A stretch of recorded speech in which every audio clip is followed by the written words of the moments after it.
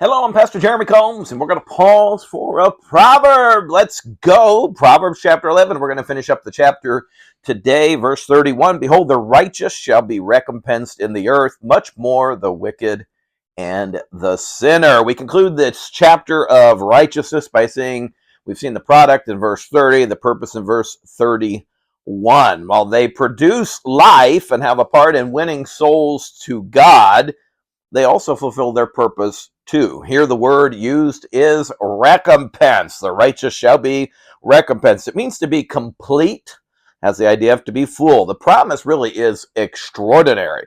The righteous can have a life that is complete and full. Life itself can often be empty, but God fills the life of the righteous with peace and joy and gives them contentment. It's the best of both worlds and rewards, and it rewards later as well too when you get to heaven. As extraordinary, wonderful as the recompense of the righteous will be, the recompense of the wicked is much more extraordinarily awful. They will receive the complete and the full purpose for which they live their life, and that is death and destruction. Emptiness and bitterness as well in this life. Eternal damnation in hell ends up being their final destination. And so we conclude chapter number 11 with a very sobering thought. Which path will we take? The right path of the righteous or the path of the wicked? Chapter 12 in verse 1, whoso loveth instruction loveth knowledge, but he that hateth reproof is brutish. It's John Phillips that writes, mark the use of the amazing word but in Scripture. But is the simple hinge upon which great matters will swing. Nobody made more frequent use of it than Solomon in the book of Proverbs. Here, but is like a reoccurring note in a musical masterpiece. But is the beating of the drum to which Solomon's momentous musings march. This chapter uses compare and contrast frequently. It reminds me of the game, Would You Rather? Would you rather spend the night in a desert, or would you rather spend the night in the Arctic? Things like that. Here the question is, would you rather be a student or would you rather be stupid? A student loves knowledge. One of the best teaching methods for a student is correction. How many of us have failed, been corrected, and then have never forgotten that lesson? This is what is wisdom.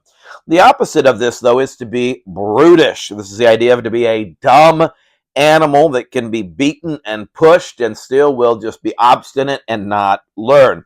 The problem is the will. Will you learn or will you be stubborn and proud? If someone corrects you today, you better listen and learn. That's the path of wisdom. One more verse, verse number 2 of chapter 12. A good man obtaineth favor of the Lord, but a man of wicked devices will he condemn. As we continue the theme of would you rather, verse 2 poses the question of, would you rather have delight or would you rather have destruction? Almost like the end of verse chapter 11. This is a no-brainer, yet how many have ended up with destruction rather than delight? How did they get here? Simply put, it's a choice. A good man will obtain favor or delight from the Lord. Good does not describe the person, but his practice. For none is good save one, and that is God. Therefore, only with and through God can we be or have anything good in this life. Remember, James tells us every good gift and every perfect gift is from above. We do not deserve this, and this is why it is referred to as favor of the Lord. If we reject God and his goodness, the only thing left is destruction. What we receive is in response to what we are inside. For God knows even our devices, or as they're described here, our thoughts. This destruction is in life and in death as well. So, choose the goodness of God today.